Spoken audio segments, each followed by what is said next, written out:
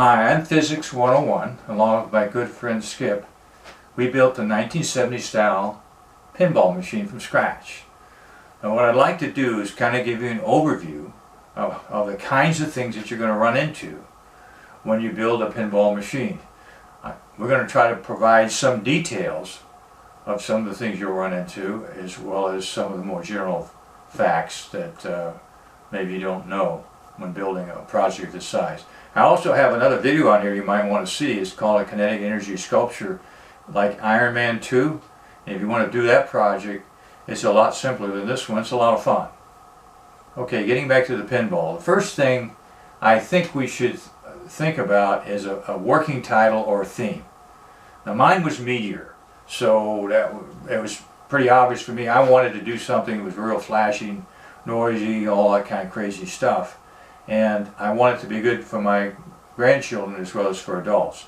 So Meteor is what was my theme. Now this was not the way it was started out, but this is the way it ended up. So with that theme, I started conjuring up all the kinds of things that I wanted to incorporate into the playfield. And this is where you start. So I was thinking about the colors, the graphics, the sounds, the components. See, all those kinds of things and how they'd be laid out to kind of emphasize that Meteor concept. So as I started doing that and thinking about that, laying things out, I went to the internet, looked at a lot of different kinds of designs and stuff. And when I finally kind of got some ideas, I put it down on paper. And that's what I want you to do. I want you to do a half-scale drawing to scale. And that's a 20¼ inch by 42 is full scale, so do half of that. It's a lot easier to do a half-scale drawing. And then lay it all out on a piece of paper. Now I have my first drawing here. Now it probably won't come out that well for you on video, and I'll show a photo on there too, but I'll hold it up anyhow for you. And you can see that's my very first drawing there. And you can see the flippers and the pop bumpers and the tunnels and the rollover wires and all the various components that I saw they ought to look like. Alright, so that's my first drawing. Now once you do that, I want you to sit on it for just a little while. And once you do that, you may change your mind on a few things, you rearrange things. You may see something else you like on the internet that you might want to incorporate in that. And that's cool, that's when you want to do it. It's a lot easier to do it now than it is later on. You know, this is the time to kind of make those initial changes to what that playfield is going to look like. So once you've got that and you're happy with that design, then I want you to go full scale and I want you to put on a vellum. Now vellum, all vellum is the kind of material that draftsmen and architects use to do full scale drawings, very critical drawings to scale. And that's what I want you to do. But inside a 1/16 of an inch, you need to make this very accurate drawing.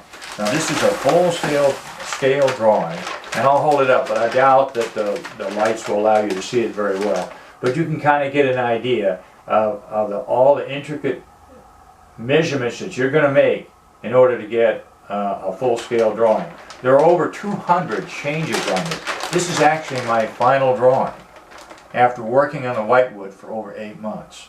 And this is what you're going to end up with after 8 months worth of work. And this is your pot of gold. You want to make those changes as you work on your whitewood, so that when you're finished with getting that totally operational, then all you have to do is transfer this information to your final playfield and you're ready to go. And there's not going to be hardly anything you're going to have to make changes on. You might have to make a few small adjustments. So this is your goal. Alright? So you want to go to full scale here and get all of those measurements accurately put on here exactly the way you want them. Now this won't be totally right. You're going to find things you don't like or don't work, and you're going to have to change them. So the whitewood is what I already mentioned, is the actual work playfield. That's what they call the whitewood. And all that is an exact copy of the final playfield that you're going to use. And that's the one you're going to work on. You're going to paint it white. You're going to put all your drawings on there and make accurate measurements. And you're going to and then you're going to route all these holes, you're going to cut all the slots, you're going to put every imaginable hole in here. And there may be as many 300 holes that you will have to drill with Forstner bits or a plunge router in order to get all these holes in place. And take your time, because you want to do some practice work and get it really accurate so that when you do your final playfield, you won't be making any mistakes. So that's a key thing to do. Now some of the tools, and I mentioned one already, your plunge router. You can get a plunge router, if you don't have one, at Home Depot for around 110 bucks. And it works quite well, as you can see from this. I used that on this. The key though was to get very good router bits. Don't buy cheap bits for this. You don't need that many bits to do a project like this, but you do need really quality bits so you get very precise, clean cuts. Because a lot of the cheaper bits don't last very long, and pretty soon you're getting chips and all kinds of things that drive you nuts. Okay, so the plunge router is real important. Also, an automatic wire stripper. You can't do this project without one. I can tell you do thousands of wire strips, and you're using very fine wire for the most part, and in tight places, and you need precise stripping. And I'll show you some things that we'll be doing to cut down on the wiring. It'll be kind of cool to do and make it a lot easier to get this thing wired up. But you need one of those. You also need a power drill, because there are going to be some places where you cannot get into with your router, and you're going to want to make some changes, and that'll allow you to do that using a jig, and I'll show you how to do that too. Another thing you'll need is a digital multimeter, and they're not very expensive. I got mine from free from Harbor Freight, and I'll show you the one that I got. But you'll have to buy those little attachments so you can grab a hold of very small resistors and capacitors and diodes and that kind of thing, and test them. And one of the things that Skip emphasized a lot to me, and he's my mentor on this stuff, is that you test everything prior to installing it to make sure it's what it says it is. Then you test it after you install it to see if it's still working, or in combination it's the right ohms or whatever you're trying to accomplish there. And third, you test everything just before you power everything up on that circuit board. It's a very important process. Okay, another very important thing you're going to need is a variable temperature soldering iron. Mine is a Heiko, and I really like it. I've used it for many Tiffany lamps. I just put a different point on it, and I really like them because they're ceramic, and they heat up very quickly, and there's no cold spots. And that's kind of important when you're working with real intricate soldering. And also that you can also change the temperatures for soldering larger components, and then do the real intricate soldering with the lower temperatures. Very important to have one of those. Okay, some of the supplies that you're going to need: 3/32 shrink wrap. I used almost 150 feet of that. It gives you an indication of how many soldering joints you're going to be making. Just an enormous amount of them. Also, you'll need 22 and 24 gauge stranded wire. I bought 3 reels of that stuff on the internet for under 50 bucks, and they're over 1,000 feet each. So you can find really good buys on the internet. Just kind of shop around and find the best buys. You're also going to use 22 gauge for your higher voltage, larger components. So you got basically 2 different kinds. And then you'll use some 16 gauge for your inlines to your startup of your machine, but not much of that. You'll use some hot glue, so you need a hot glue gun for your temporary insertion of your inserts and some things, so you can take them out and change them around, switch them around. You might not like the color combination, stuff like that. You'll need solderless connectors. I used over 300 of them in the 2 play fields, because we're going to have a lot of terminals where you're going to be using solderless connections. You can disconnect those connections quickly and then reconnect them when you're trying to test something. You don't want the high voltage on there when you're testing them at low voltage.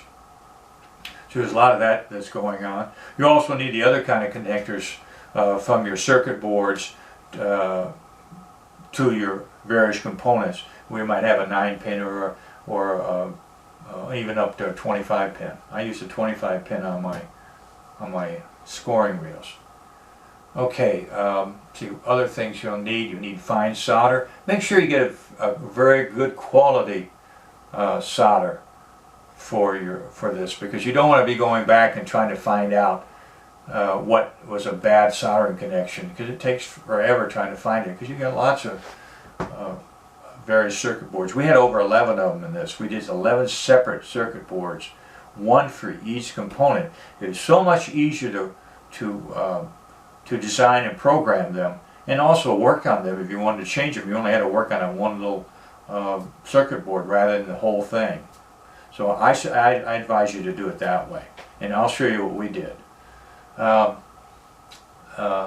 Let's see, what else do you need? Of course, you're going to need diodes. You're going to need, I use a lot of the little glass diodes, but I used other ones too.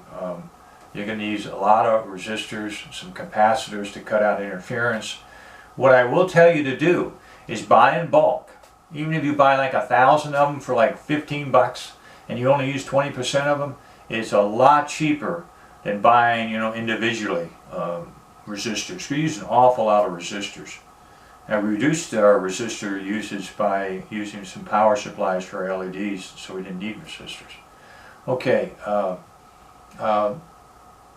you're going to do a lot of the fabrication, I can tell you that. You're going to make your cabinet, you're going to make your back glass, you're going to do your painting, or you can do it in Photoshop.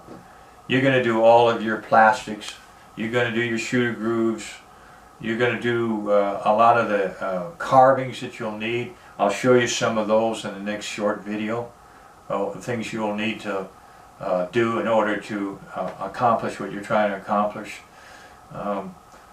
You'll find there's some information available on the internet of how to repair things, where you can get an idea of how to insert, say, a flipper button into the cabinet, because they'll show pictures of that, but they won't actually tell you how to do it. You just have to figure it out yourself. It's not that complicated. I'm just saying there's not a lot of information out there. So you're going to, and also the sound system, which is kind of cool. You can set that up yourself. I'll talk a little bit more about that more specifically, but this, I've got a nice sound system. It's very, very, very clear stereo, and very simple to use. And I'll also spend a little bit of time on some of the jigs I made up to do certain things, like how to make the shooter groove. Seems complicated until you see how I made the jig, and also how do you install the legs properly on the cabinet. I used a little jig for that, and just simple little jigs like that to help the process a little bit, make it a little easier for you. And lastly, I wanted to say to you is this whole project is a trial and error effort on your part. Since there is no specific drawings or dimensions for anything other than the actual size of the play fields, and maybe you can say, like I can tell you that the standard shooter groove is 15 3/4 inches, but other than that it doesn't really tell you much. But I'll be a little more specific on that. So it's all trial and error. Don't be discouraged if things don't work right. You can fill in the holes with little wood dowel and glue, tap it in there and cut it off, lightly sand it, and go ahead and move that hole to a different place and try that new position. It's a lot of trial and error, but it's a lot of fun, and when you get done you get a really neat, cool machine like this. Oh, I want to mention one other thing is we did use a bunch of chips in here, and I'll talk a little more specifically what those chips are and how we install them in on our breadboards in a subsequent video.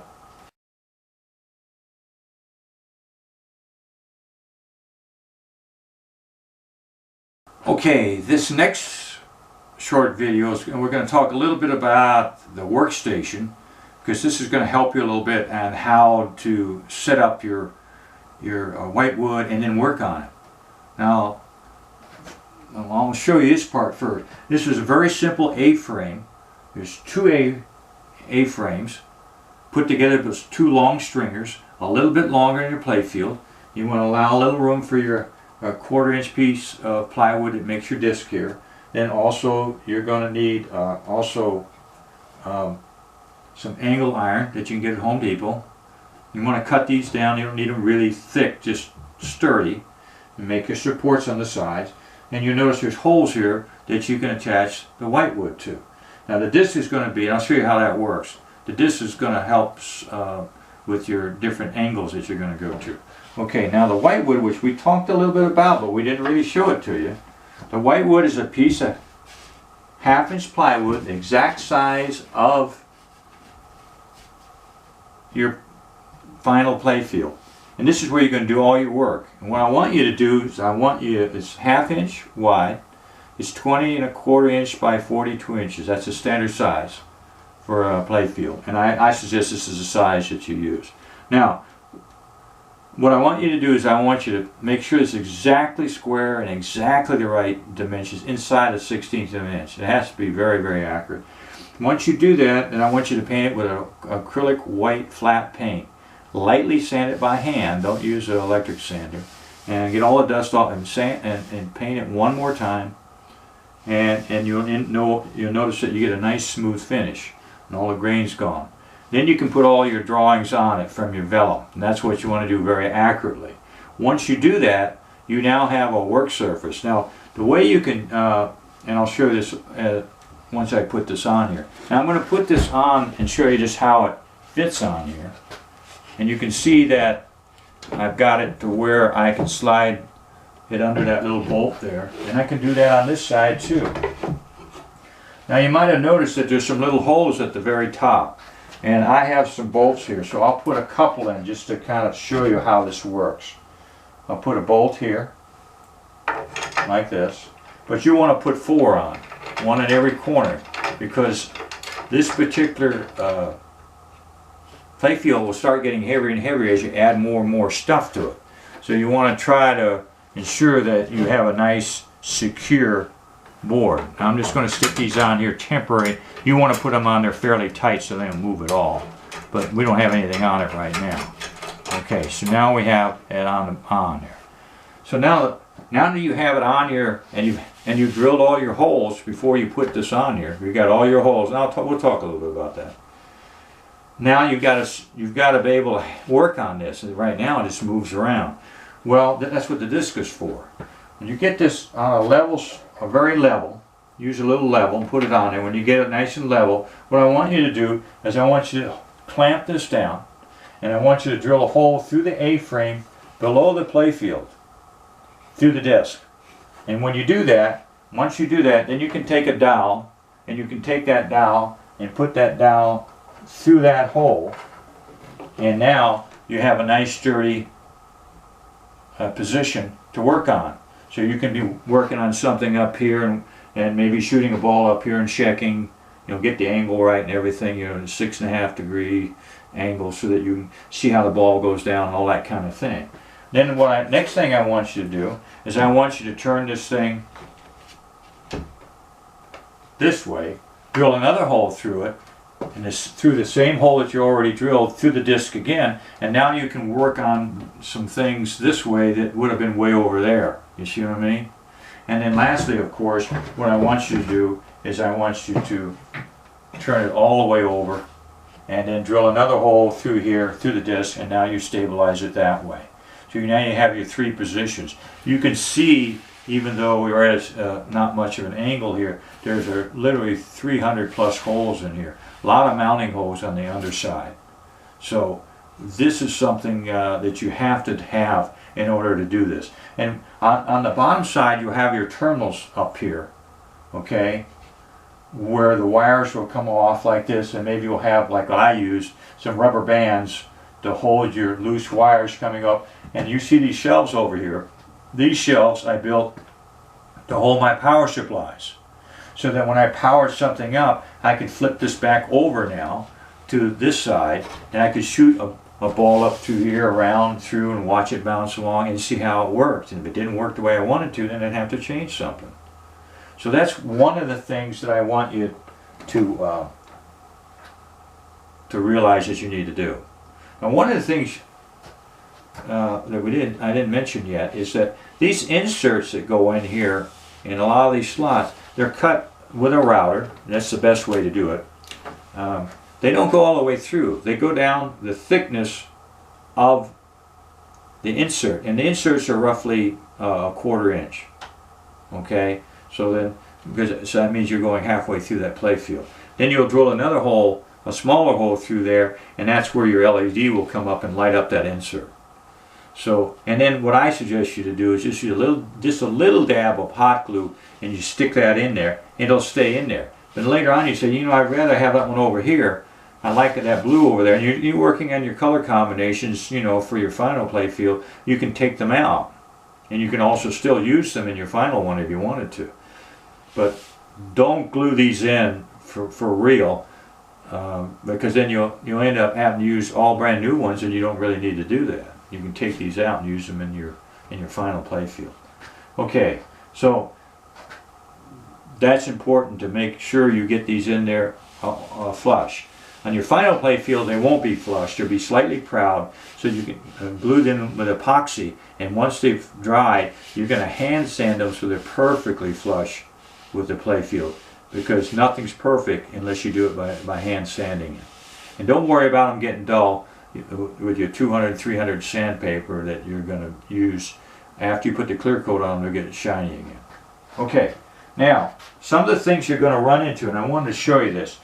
Now, my play field, one of the things I wanted was this gate with a tunnel that went around and back down into the play field. And I saw this and I said, you know, a photograph of it, and I'm saying, boy, I really like that. I'd like to do that. But this is what you see. Now I'm going to angle this up a little bit so you can see what I'm talking about. I'll put a stick in here.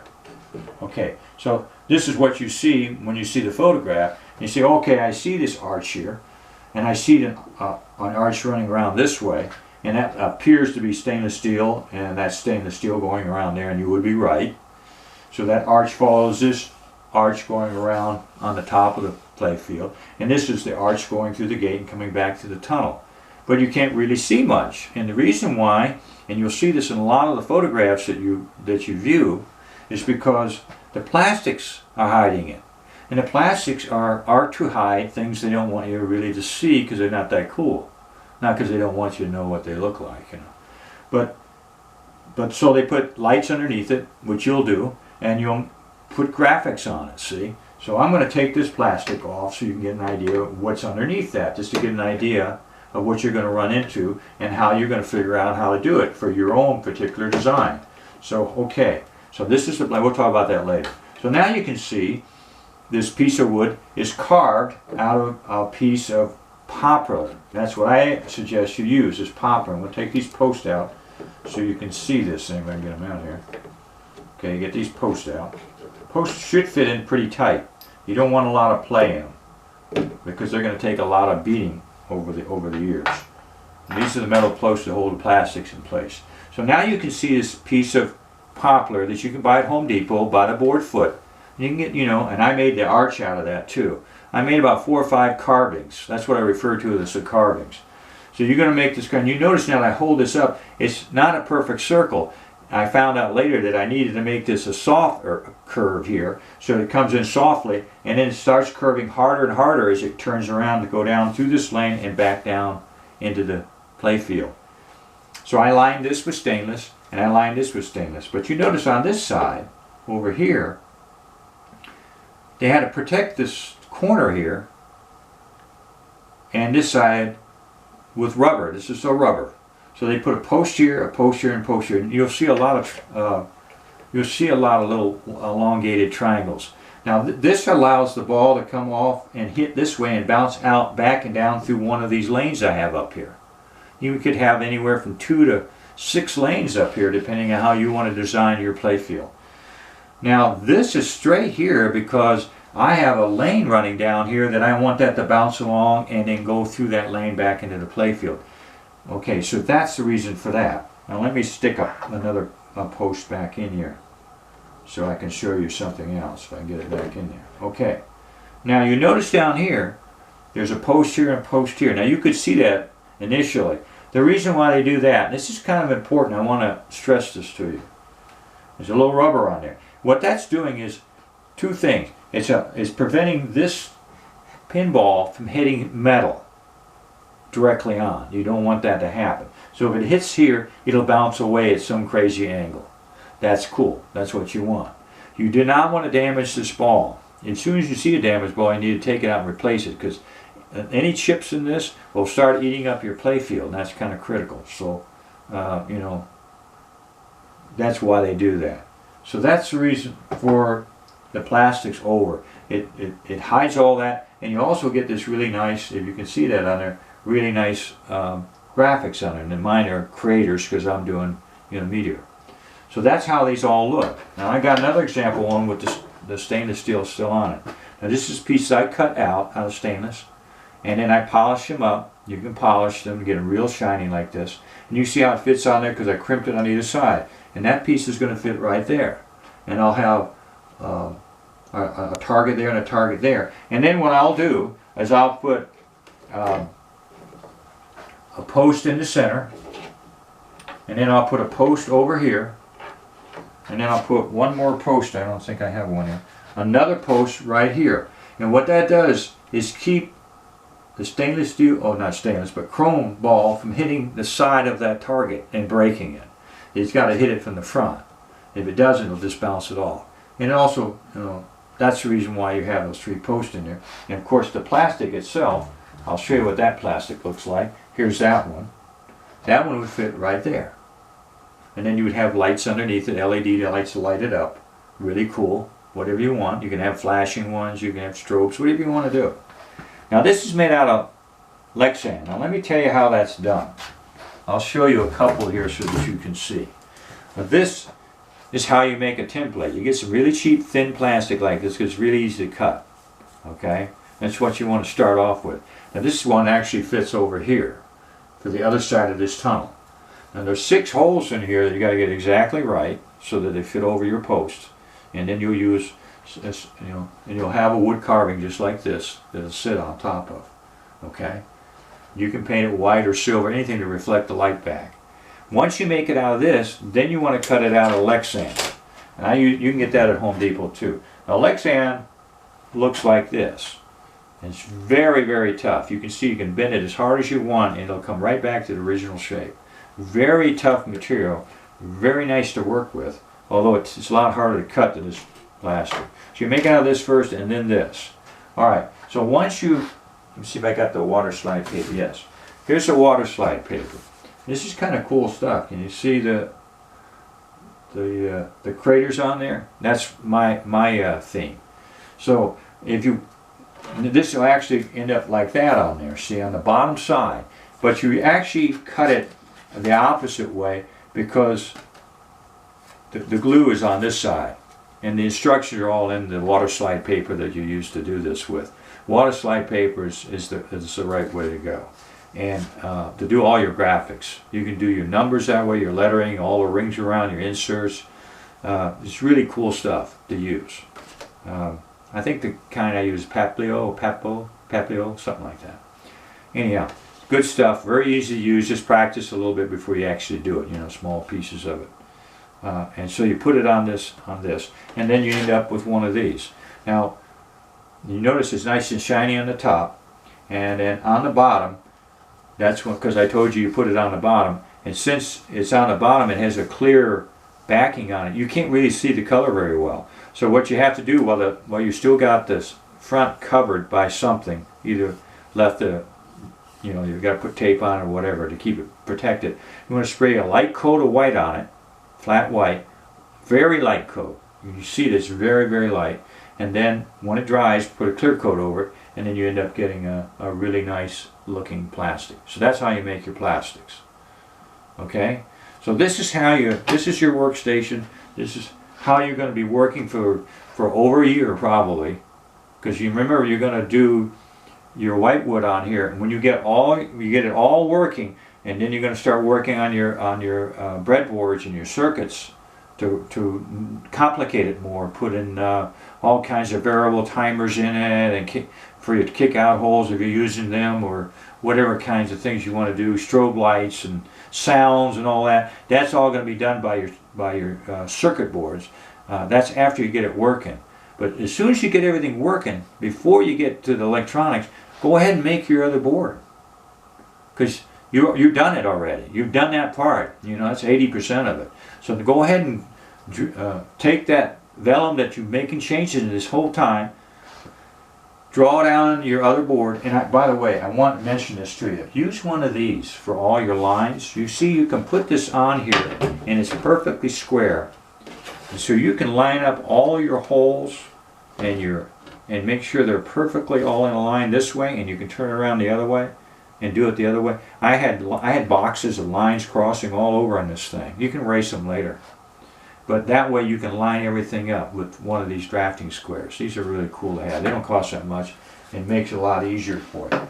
Then you take all of that and drill all those holes and then you want to do all your graphics on it, and you want to clear coat it and let it sit for a minimum of 3 months before you do anything with it. So while that's curing and hardening up, you can go ahead and finish out all your electronics on here. Okay, so that's the best way to approach this.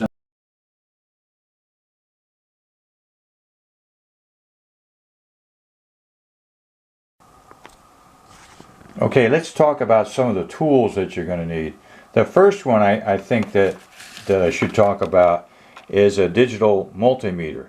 These are fairly inexpensive. I mean, I got this from free from Harbor Freight, but they're about $7 to $10. But you're going to have to pay a little extra cash, because I would like you to get this kind of connection. You can see that it has this little piece on the end that grabs on the wires, and you squeeze it like that and grabs the wire. I'd like you to get those, because you can grab those right onto a resistor or a capacitor, and you can test things right away. The next thing that you're going to need, and you can't get away without one of these, there are different kinds. This is an idea, but it's automatic wire stripper. You've got to have one of these. Now this one goes from 16 to 26, and we use primarily 22 and 24 gauge wire, but we did use some larger gauge. This is imperative. You'll do 1,000 strippings easily. Now another thing that I think really is helpful is you see it's kind of a curved clipping tool, cutting wire clippers. Very simple, spring loaded, and they get into tight places. You need one of those, because you're going to get into very tight places to cut wires and make sure that nothing shorts out. Another thing, this kind of antiquated one, but anyone will do, you'll need a crimping tool like this to crimp your solderless connections. We talked about that before. And of course, I wanted to talk about the variable temperature soldering iron. Now this is a Heiko, and I really like this one because it has variable temperatures, and it's also ceramic, so it has no cold spots, and it heats up in about 8 or 10 seconds. So you'll kind of like it because of that. It has you can put different kinds of tips on it. This has a very fine tip. And also make sure that you get a nice stand. Another thing you'll need on supplies, you need nice fine solder like this, rosin core solder, and that's what we primarily used. Now, some of the other supplies that you will need are, and I bought it this way, this 3/32 shrink wrap is terrific. You buy it in reels of 50 or 100. I use 150 feet of this stuff. Now another thing that you're going to need is 24 gauge stranded wire. This is 24 gauge. I got 1,000 feet of this on 3 different reels a piece, and it's for 3,000 feet for under $40. And then you also need 22 gauge, looks like this. I got red and black for my heavier gauge stuff, and you'll need that. Now, one of the other tools I should mention to you that you'll use for your breadboards is this tool. If you're familiar with it, then I don't need to really explain it, but basically it's the tool that you use to attach your wires to your supports that are underneath the breadboard. And then of course this is the very fine wire that we're going to use underneath our breadboards. And of course it helps to have some tweezers, and this solder wick works really nice. And one thing that I will mention up front here that you'll want to use on your whitewood initially to power up your large components, you notice this is a solid state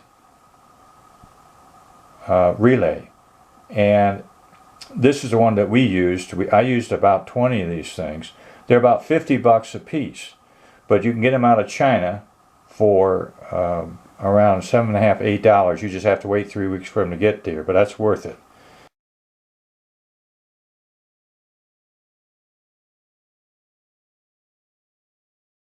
Alright, on this short video, what I want to do is I want to take you through the process of making a plastic. It's kind of a relatively simple process, but it helps to have a little instruction on it.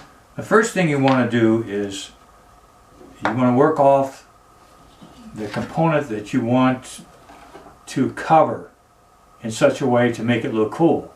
And the way you do that, like for instance, this is my carving here, plus there'll be some posts and things that I want to mount on, and there'll be rubbers going around. What you do is you take a piece of plastic, very thin, cheap piece of plastic like this, and you cut it larger than the component that you want to cover, so that you now can place this over, like this, over the area that you're trying to cover. And on this side, see, you won't go over much, but over here you go more because you're going to have rubbers here and posts sticking out here, so you want to cover those areas. So that's the way you do it. And then you can see that, I'll hold this up, you can see that I put dots where all those posts are. And that's where you first start. Okay? So now you drill those holes. And then after you, and drill them a little larger than the posts. And you know your posts are pretty small. And drill them a little bit larger, you can have a little bit of movement in it. You want them super tight.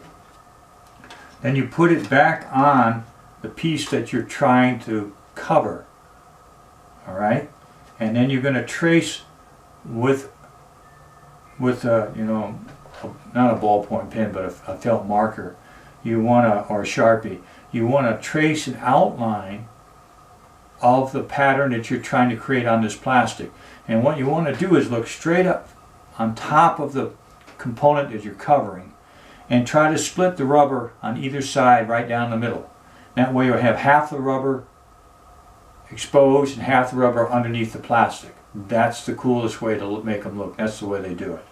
Okay, once you've done that, and you've got this nice and smooth, and you're happy with that design, then you want to transfer that by putting that on top of a piece of Lexan or plexiglass like this. This is the way it comes in sheets. And you'll cut out a piece, and you'll leave that covering on it. Don't take it off like I have here. You'll leave it on, and you'll now trace it and then cut it out. Drill your holes first, and then cut it all out and get it to match your template exactly. Once you've done that, you go and check it just to make sure everything is cool. If you need to do a little fine adjustments, go ahead and do that.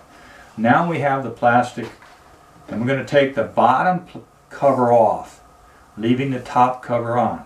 And the reason why, you're going to put the graphics that we're going to use on the bottom. Now the way you do your graphics, and I'll show you how I picked this design for the graphics to go on this. So you can kind of get an idea what it would look like. So I wanted craters on there because the name of my pinball is Crater. Right, but it's too light. I wanted it darker than that. So then I came up and I finally got this color. Now this is on photographic paper. Now when I printed that up on the paper that I'm going to use, which is this water slide paper, you find it printed much lighter. So what I'm telling you to do is print very small 2x3 squares, you know, rectangles, and just keep printing them. And you can see I did all different kinds, until I finally got a couple that were very similar to what I wanted. See? And so now I have the color. I kept track of which ones were which, and now I know that if I print it up, it will come out right in Photoshop. So that's what you do.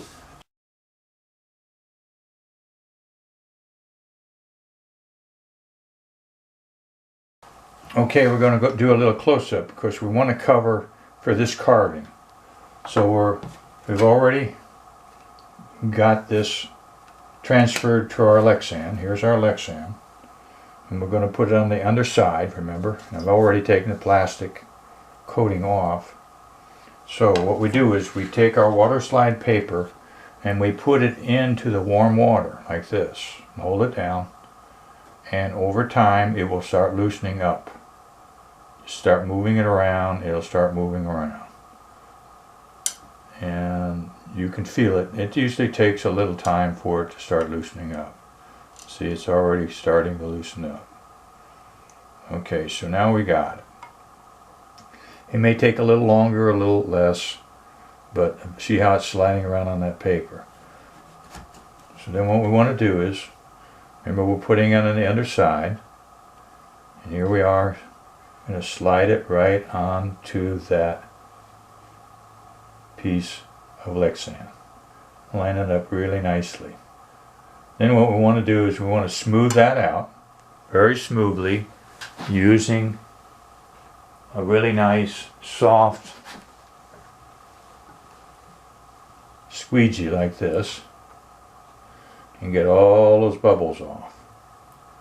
Once you get all those bubbles off and get all those lines completely out, we get it on there really nice and straight. You can see this, it's really done already. So now when you look at it from the other side, you can see it's almost transparent. And that's that's not what you want, but that's what you want for this first stage. So you're going to let this dry, even though it's very transparent now, and that's okay. You are able to control the color by what we're going to do next. So the next thing you want to do is you want to spray the back of it, of this particular piece that you're doing, with a flat white acrylic. Let it dry. Very lightly coat it so you can just almost see the color coming through. And then spray a light coat of urethane or polyurethane on top of that. And once you do that, now you can see that the color has really popped. That's the same one that we've done right here. It doesn't really show yet because we don't have the white behind it. And now that we got the white behind it and we've controlled the color, you can see all the nice detail of the craters in here, which is the theme for my particular pinball machine. And here's another example of another one that I did for another plastic. So you can see you get all kinds of varieties of colors. Remember, when you do this, is to do a reverse printing so that it comes out the way you want it, because you're doing it on the bottom side.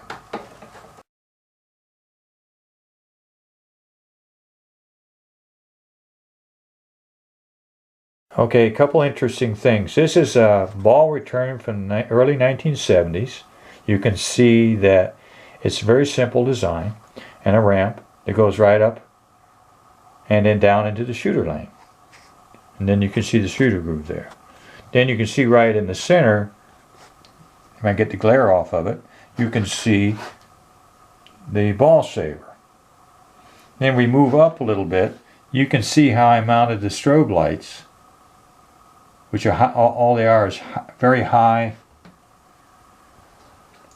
powered LEDs. Okay, here I wanted to show you how these wood pieces are carved, and you can see as I move down that there's stainless steel running around the edges of that, And then even on this side, which is another carving that goes from here all the way down to the spinner, that's stainless steel, and there's a wood carving under that. See, I can put, you can see the lights underneath it.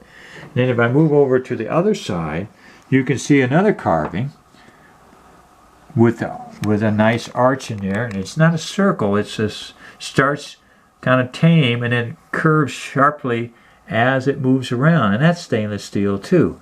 And you notice then on the other side that I've glued stainless steel to the other side. So, and then of course I've got LED lights mounted in there, and you can see how I mounted those. And then the same thing on the other side. So, and then of course, here's a thing of notice that you might want to do when you do your arch. You see how I cut a little notch in the rail? That way the ball, when the ball comes, if it happens to hit it, it won't hit the stainless steel. It curves all the way around to this metal gate, and then it goes all the way around to this other gate on this side. Okay, another thing that you can add to your, to give a little flavor to your play field, you can light up your post. If you notice, these posts are lit up with LEDs. And I can move over here to any of the other posts. Here's the ones by the spinners. You can see they're lit up too. And what I did is I shaved down LEDs so they were thin enough to fit in between the plastic and the post. And as you go around, you can see that it really gives a nice look to the playfield. Then you see this really bright area here on the side. And that's basically what I did there is I put programmable LEDs on the side rails so that they change color all the time and drive you a little nuts. But the overall effect, when I pull away from it, you can see how nice that looks. Okay, an important thing that you have over here, you can see that you got a shooter gauge there, and I got a used one off the internet and just painted it like I wanted it. And then if I move up, you can see the shooter groove, and it moves up and eventually just disappears.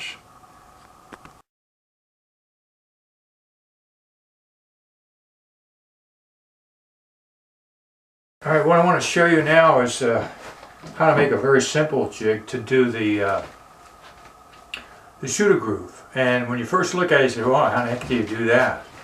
But it's really not that hard. What I want you to do is you get a nice piece of stiff, very straight. Can't have any bows in it at all. It's got to be very straight across here. So be very selective of the piece that you use. If it has any bow in it, it won't work. And I want you to cut a slot in it. Doesn't have to be this wide, just has to be wide enough for the bit.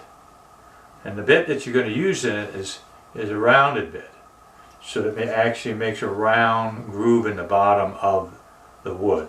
So what you're going to do is you're going to cut a slot like this in here.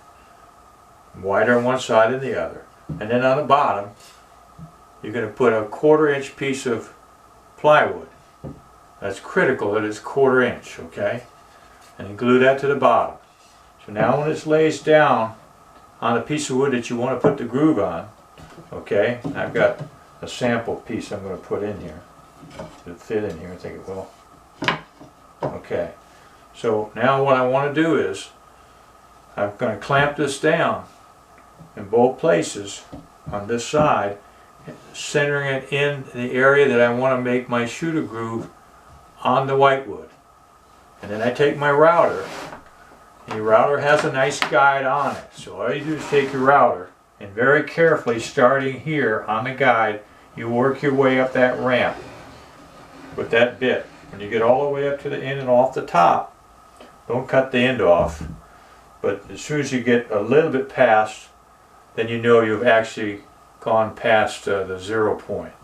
And when you take your jig off, it has a little guide on it, you'll notice that you'll end up with a very nice, oops, got backwards here, you'll notice that you've got a really nice groove that starts at a 1/4 inch deep.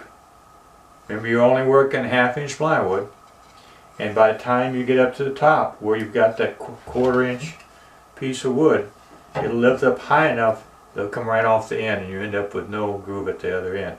And that's the groove that will be in the lane for your shooter lane. And you need that to put that pinball on.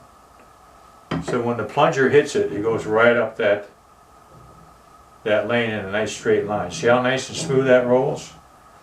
And I would suggest you do like I did here, that you practice this a number of times so you get a nice even groove. You can see how nice and even this is. You practice it a number of times before you actually do it, even on your whitewood.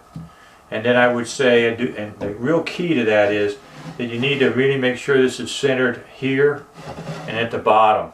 In other words, you want to put like a ruler across there, make sure that it's exactly centered here and up at the top. And once you do that, that groove will be right in the center of your shooter lane. And it's almost impossible to screw it up unless you jiggle it. And then you'll, of course, get a wave in and it won't be any good. But that's how you do it. Okay, another little simple, very simple jig to make. But the way I want to tell you how to use it, if you notice, I use hardwood like a red oak, something very hard. And I take my drill press and I drill different size holes in here depending on what I need them for drilling in the playfield. And this is primarily to use in your whitewood, because when you do your final playfield, you do it all using a plunge router. You won't have to worry about getting your holes straight up and down, which is very critical. But if you're practicing and you've got a hole in the wrong place and you want to take everything off, what you can do is drill a hole like this in your drill press. Then you can put your drill through that with your power drill and drill that hole in the new position that you want to put it in. And you want to drill them kind of in the corners so you can get them into the place you want to put the hole. Also, you want to have more than one of them, so after they start getting wobbly a little bit, you can rotate to the next one. So I have a number of these for different size of holes. So if you say, well, I want to replace that 1/8 inch hole there, you have an 1/8 inch hole here, you can go over there and put it right in the corner there. Make sure you got it exactly where you want it and just drill it right straight through. Now it might split the wood a little bit underneath, which won't happen with your plunge route. It doesn't matter though, because it's just your practice playfield. And this is a real simple way of making a really simple jig to save a lot of time.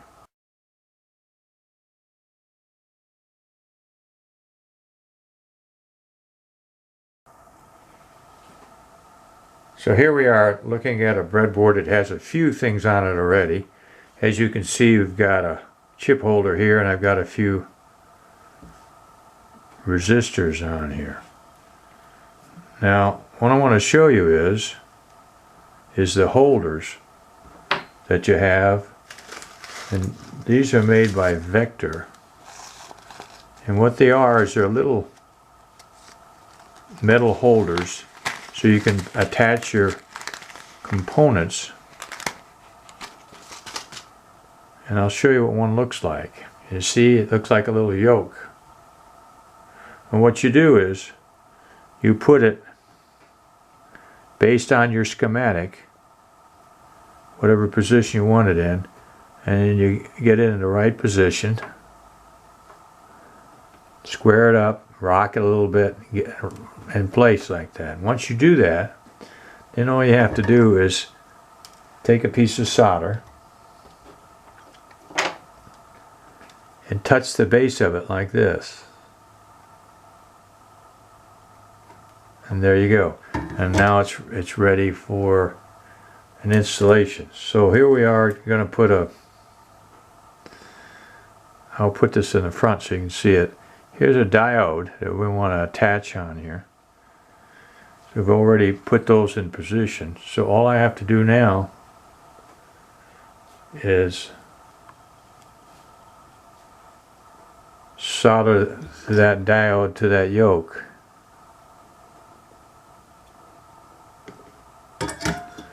That happens sometimes. It does move on you because they are very light. But you want to get this right on the top of it. There you are. You're done. So now it's on there nice and tight. And of course you want to do the other side too. And once you flip it over, you'll notice that I already have a wire on here.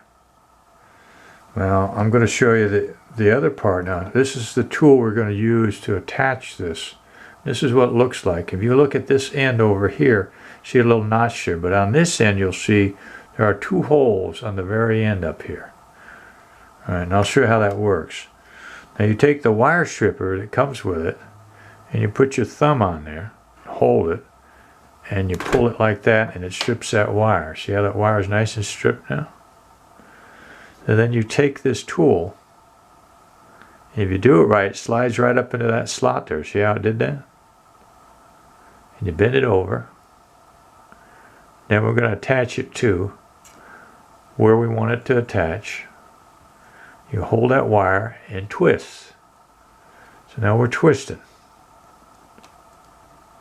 Now you can see that wire is now attached to that post. So the next thing you do is you want to take a little solder and touch it to the base of that. And now that component is wired up. So that's how you wire up a particular component. And you just do that based on your schematic until you get them all done. And once you get them all done, you can flip it over and start checking all of your components to make sure they're all in the right places and you're getting the right results. So this little tool, along with this stripper, will provide you an easy way to mount all of these components. By the way, it goes right inside here like this so you don't lose it. I used to buy these at Radio Shack, but you can still get them on eBay. And it's a very easy way. And of course, then make sure you order these little holders. They come in like 100 of them in a pack. I got these from Vector. And very easy to use.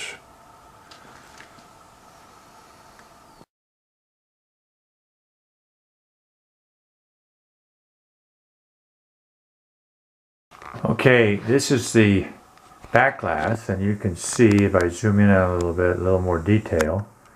What I tried to do here is to show a scene of a city on fire and a bunch of meteors coming down. So when you do your back glass, what you want to do is to first do a small scale one, and then work your way up to a full scale one. And if you have the skill to paint, go ahead and paint your own. Or you can do it in Photoshop and find ways to do it. Then you notice on the right, that's where I have my reels. Up in that dark spot on the left, I have a digital readout up there. So that's how I did the back glass.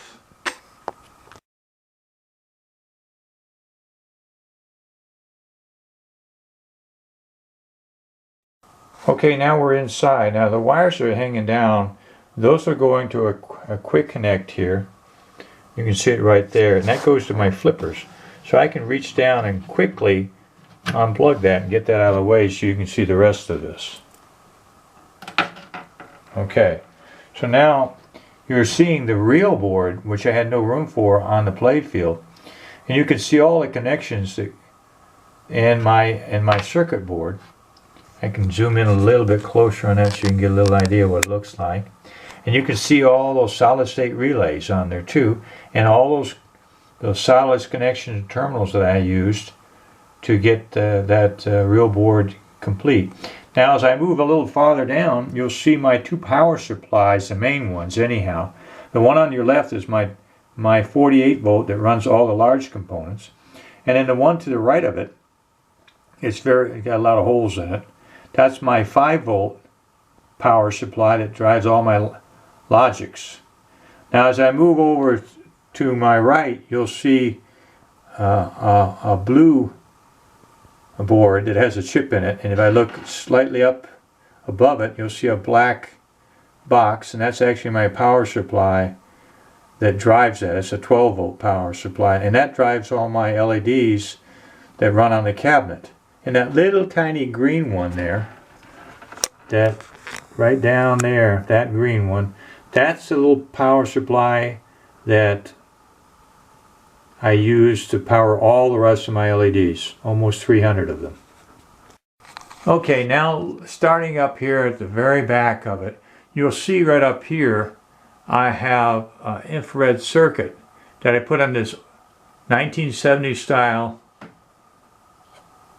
ball return ramp, and I put a optic sensor on there, an infrared one, that lets a chip know that there's a ball at the bottom, and it'll activate that and kick the ball back over into the shooter lane.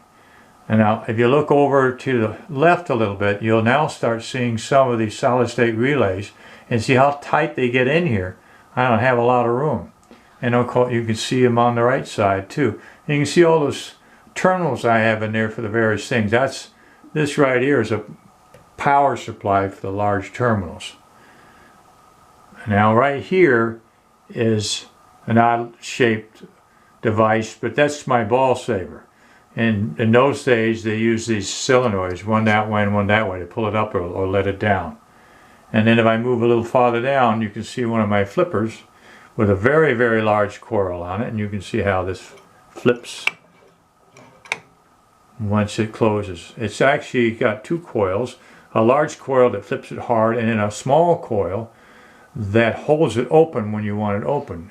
Okay, moving farther down, you can see that is called a slingshot. And there's another one right over there. There's always usually two slingshots on every pinball machine. And then if I move over here a little bit to the left, you'll see some slots here. And these are rollover wires from underneath, and I'm using micro switches on those. So here I am using leaf switches, and over here I'm using micro switches. If I move farther down, you can see these green solenoids, and you'll see that those are my pop bumpers. I have 3 of them, and they use leaf switches. You can see one in there right there. If I move farther down, you can see targets, and these are targets from underneath. These are stand-up targets using leaf switches. There's another one right there.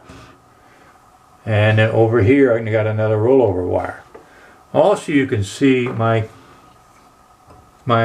kick-out hole, and it kicks this way and kicks the ball back out into the play field after it. And I also have an infrared sensor right there that allows it to sense that ball and send it back out.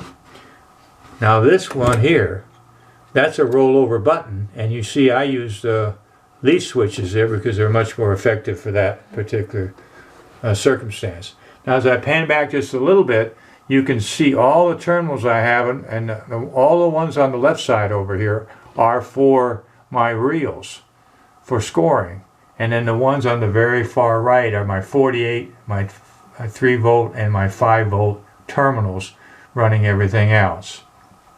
And if I go a little bit underneath here, you should see all those on that board there, all my quick connects to all my various things that I need to have operation, with all the wires hanging down. And of course right there on there at the bottom I have a voltage surge protector that helps me with that. So that works pretty good. Now I'd like to show you the fronts and backs of how these breadboards that we worked on earlier on. Now this happens to be my largest chip, and it's a 40 by 2 pickaxe chip, and you can see how it's mounted. It's mounted on the bottom of the board with just a little piece of wood, so I can take it off if I want.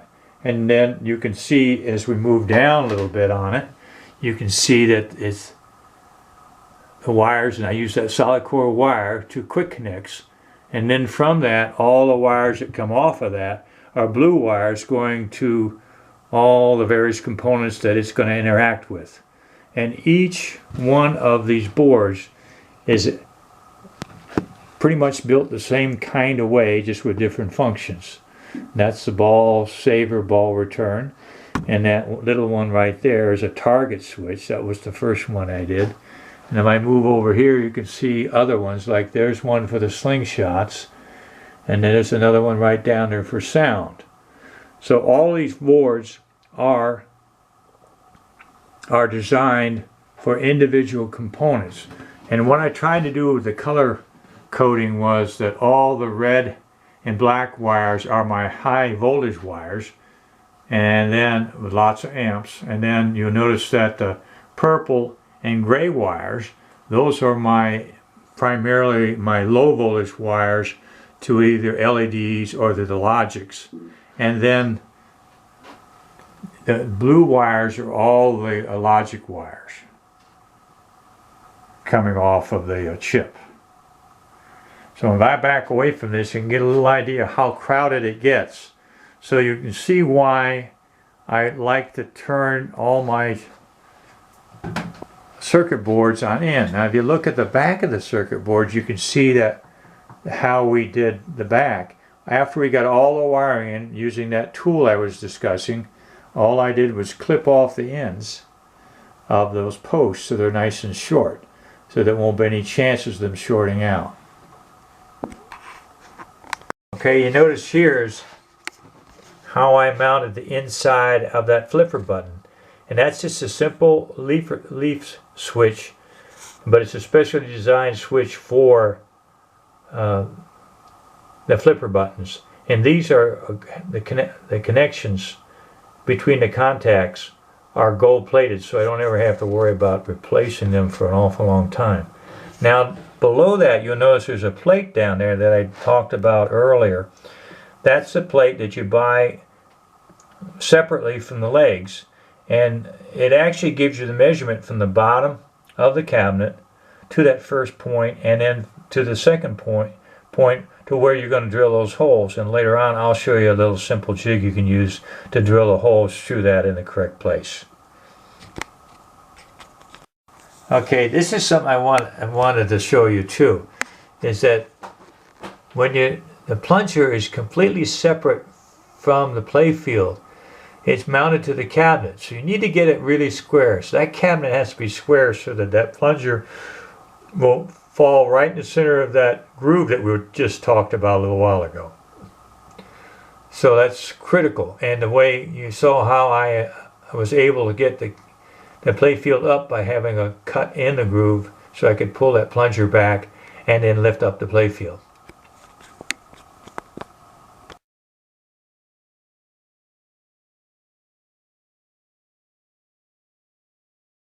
This is a picture of the first drawing I did for the play field. So I wanted you to see the kind of detail I did early on, even though it wasn't that accurate. This is a photo of one of the carvings that I initially did, and I showed you a short video how the plastics were attached to it. This is a drawing I did on the whitewood that shows how the flippers and the slingshots are initially drawn. You can see a lot of lines in there, a lot of changes, as I found that things really didn't work that well. Now you can see the entire drawing on the whitewood, and I laid everything out with lots of lines to make sure everything was nice and square.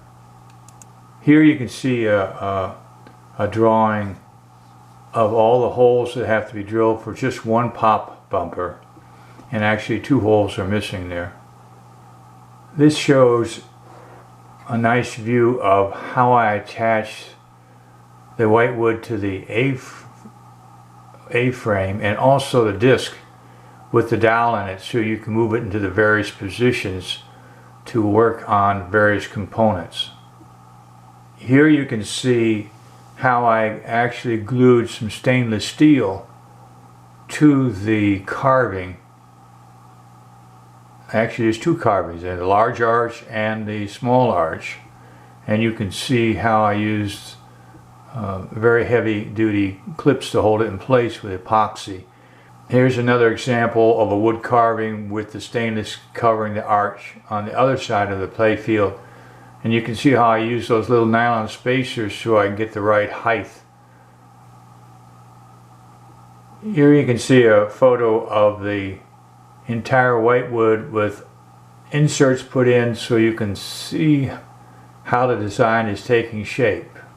Now this is one of the slingshots, and you can see a lot of changes in there where I'm trying to decide what the shape should be to get the best possible action on the pinball. You can see how I filled in the holes there with wood dowels. This is a picture of the ball return. You can see how I had to kind of figure out how to cut a notch in there to allow the actual ramp to go underneath the whitewood. And see, this is where you want to figure it out here, so that when you have your final play field you don't have to guess on any of this. This is a close-up of the pop bumpers, and you can see how I made the spacing on them initially, and how I also had the rubbers on some of the posts to see how the action is going. And notice at the top there where I don't have that component yet, I have some tape over that large hole for the kick-out hole. Here's the very first board that I did, a very simple board for a target. You notice that there is a small LED there. Also, to let me know that there's power when it's hooked up. Also, there's a jack at the top, and that's a 20 by 2 pickaxe chip in there. There's another photo of the play field a little closer, showing you how I lit up the LED without LEDs from underneath the whitewood, just to get an idea how I'm doing as far as getting the color arrangements that I might put on the final play field. Here you can see one of the LEDs I used. You can see that they're round and they have a little a rim on the bottom, which is great for mounting them into the Lexan when you're doing the back glass. Now here's where I shaved them down using a Dremel so that I can place them inside the plastic post. You can see they're very narrow now. And there's an example how little space there is between the plastic post and the LED, but that's the reason why I shaved them down. Now this was an experiment to see if those lights would really look cool, and I think they do. So that's what I did in the final play field. This is an example how I'm working out the scoring for the play field. And I think it's good to just draw it on paper and try to figure out the relationships to various things to see how you want to do the scoring. This is the actual finished play field where I'm starting to lay out holes. And you can see now I've started the initial holes for the post. Here's the plunge router, and you can see that I am making lots of holes. I haven't finished the inserts yet. You can see the center holes haven't been drilled out. In the far left, about in the center, you can see where I had a patch a hole that was put in the wrong place with a Forstner bit, and I'll have to redo that hole. This is pretty much the finished play field drilled out. Almost all the slots and all the holes. You can see the rims so that the inserts can fit into those slots, and lots of room for the LEDs that come up and light up those inserts. Here's a little more detailed drawing showing you how the pop bumpers, the kick out holes, some targets up there in the left corner, and also some rollover buttons, very large holes. Here you can see the final play field where the inserts are already glued in now, and you can also see the rollover buttons. And I also have the ball return hooked up with some of the support pieces. This is another photo of the final play field with all the inserts in. You get a really good idea of the work that goes into just getting to the final play field, and that's the way it's going to look. And I have to mask all those inserts, plug all those holes, so that I now can do the painting and graphics on it. This is an example on the back box of how I did the speakers for it. And you can see also the slots I put in there on that left side for the back glass to slide into the back box. This shows how you have to cut holes on either side of the cabinet so you can put your flipper buttons in. on the back side, you have to do that so that the nuts will fit flush and the playfield can fit down into the cabinet. This is a photo of the blocks of wood that I did that were used simply, and see the relief there so I can get the drill in, and the lines on there so I can line them up. This is the little jig I used to drill the holes for the legs. This, you can see how I'm doing it. I'm following that line and using the one part of the jig to hold the other taller jig in place to drill the first hole. Then I'll reverse it to do the lower hole. And now the legs will be in the proper position and the holes will be drilled exactly the way they should be. This is the finished cabinet with the back box. Here you can see some of the wiring underneath, and you also could have seen that in the video too, but shows how I'm doing the wiring and then flipping back and forth to check to see if it's right. Here you can see how I'm starting to lay in the paint where all the holes are plugged so that I can get the base coat on, so I can now start doing the graphics on the playfield. You can also see how I'm doing the rails and some of the back supports, and I've covered those back supports with tape because they're stainless steel already glued to it. This is a close-up showing you how I practiced to see how I needed to put the inserts in with the epoxy. Remember that the inserts on the final playfield need to be slightly raised so you can sand them down flush with the playfield. You don't do that on your whitewood. This is the initial wiring that I did on the whitewood, and we changed that quite a bit by doing parallel wiring and cut down on the wiring, which shows you how much wiring there was, and I wasn't even half done. This shows you the actual finished playfield with all the graphics on it, and you can see that the water slide paper was used to do circles around all the inserts, the slots, and also the numbering. Here's some examples of the water slide paper I used to do that with, and you can see once I got one circle I could reproduce a lot of them and use those to go around the inserts and make them look a lot smoother.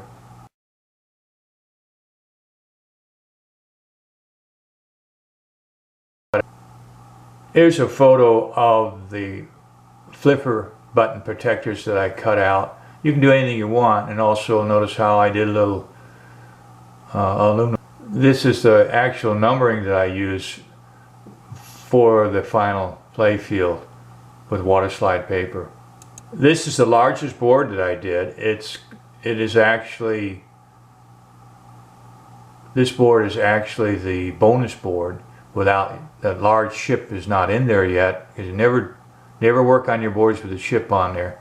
You put the chip in only when you're ready to fire it up. Here's how I mounted my reels, and you can see that all the wiring is actually behind it. They take up a lot of space if you decide to use reels. Above that little area there, you can barely see the power supplies above that. So that's how I used the shelving so that I could power up everything while I was testing. And also I used the digital counter for the ball counter. This shows some of the initial wiring that I did for the LEDs, and I did that in parallel wiring, which cut way down the wiring, about 1/10 of wiring, because I'm doing it in parallel. This shows the rubbers that I placed on, and you can start seeing some of the plastics in the back where I'm starting to make templates.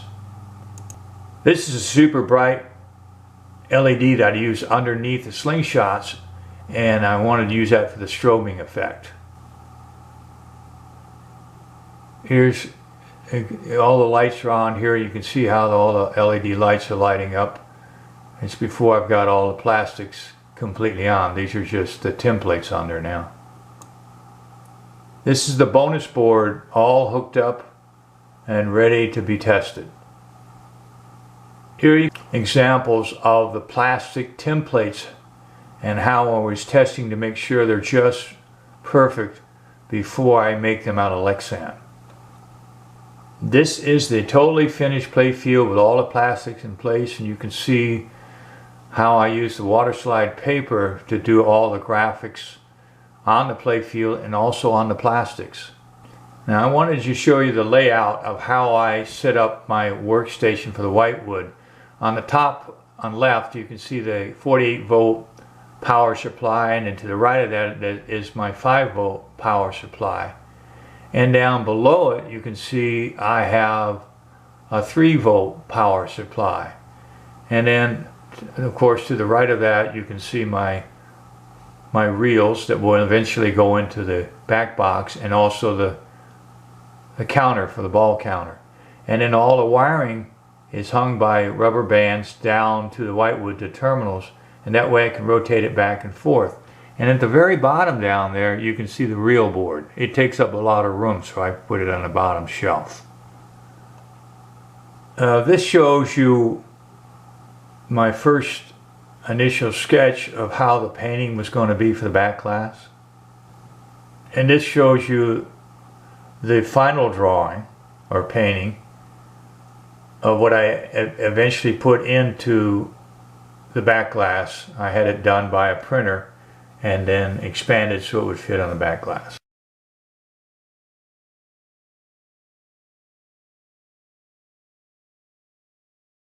Okay, there you have it. There's the video on some of the things that you'll encounter when building a pinball machine from scratch.